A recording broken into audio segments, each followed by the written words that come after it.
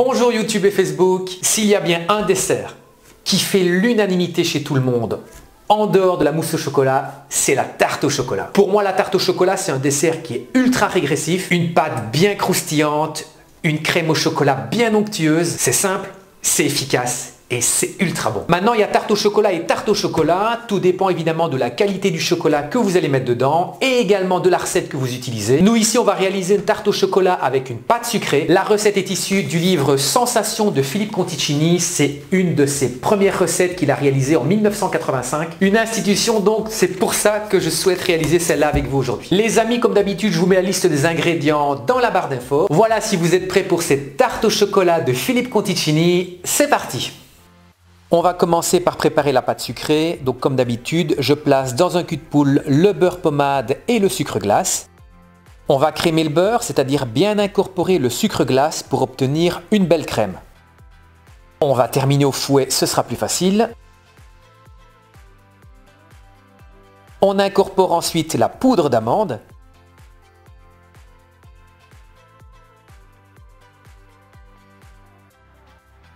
Et pour terminer, j'ajoute l'œuf. On fouette pour obtenir un appareil bien homogène, c'est la texture d'une crème.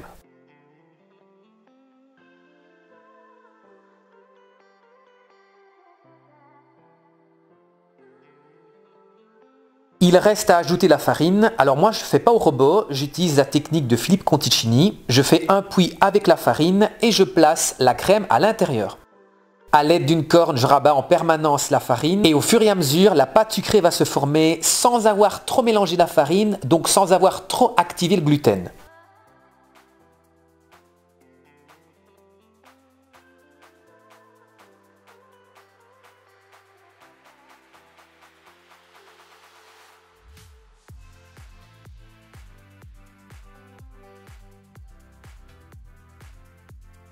Voilà, la pâte sucrée est presque prête. Il reste une dernière étape. On écrase bien la pâte avec la main, on fait ça 2-3 fois et c'est terminé. La pâte sucrée est prête sans avoir trop activé le gluten. Je refais une belle boule de pâte, elle est juste parfaite. On va à présent l'étaler entre deux feuilles de papier cuisson, on va dire 5 mm d'épaisseur, pas moins.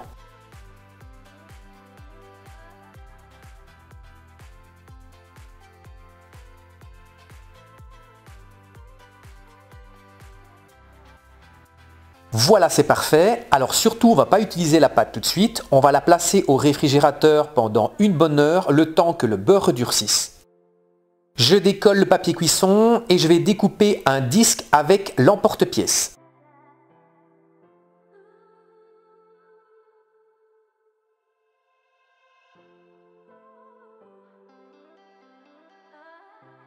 Pour réaliser les bords de mon fond de tarte, je vais découper des bandelettes de 2 cm de large que je viendrai déposer tout autour de mon cercle.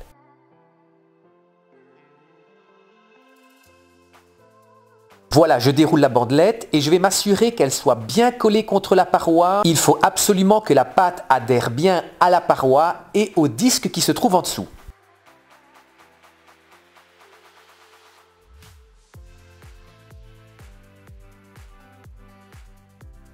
A l'aide d'un couteau, je vais couper l'excédent de pâte pour qu'elle vienne bien à ras du cercle. Surtout, on ne jette pas les restes, la pâte sucrée peut être congelée et utilisée pour une prochaine tarte.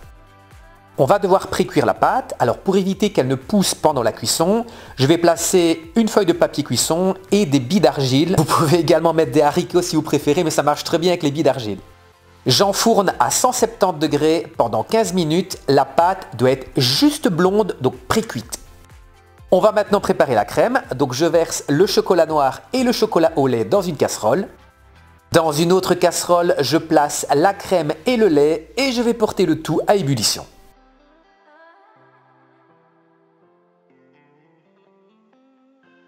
Voilà, l'ébullition est atteinte, je sors du feu. Je vais verser la crème sur le chocolat en 3 fois pour réaliser une émulsion traditionnelle.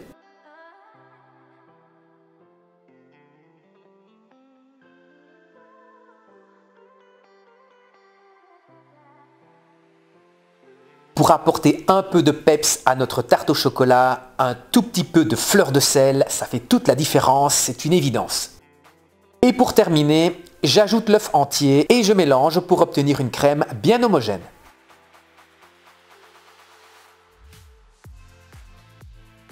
Il ne reste plus qu'à verser la crème sur notre fond de tarte. Alors vous remplissez jusqu'à, on va dire, peut-être 2 mm du bord. La tarte va maintenant partir au four à 150 degrés pendant 15 à 20 minutes. Pour vérifier la cuisson, c'est très simple. La crème doit être tremblotante. Si elle est encore trop liquide, c'est qu'elle n'est pas cuite. Voilà, ma tarte est cuite. Elle est sublime et ça sent super bon. Il ne reste plus qu'à la découper.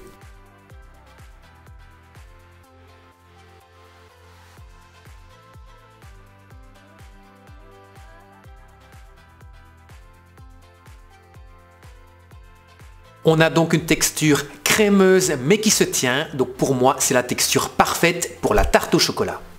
Et bien voilà les amis, vous êtes maintenant en mesure de pouvoir réaliser pour moi la meilleure des tartes au chocolat, celle de Philippe Conticini. Quand vous l'aurez réalisée, n'hésitez pas à me dire en commentaire si vous aussi c'est votre tarte préférée. Si vous aimez mes vidéos, n'hésitez pas à exploser le compteur des likes. Et si vous n'êtes pas encore abonné à la chaîne, surtout n'hésitez pas, abonnez-vous et activez la petite cloche de notification. En attendant les amis, je vous fixe rendez-vous la semaine prochaine pour une nouvelle recette en vidéo. D'ici là, portez-vous bien et à la semaine prochaine.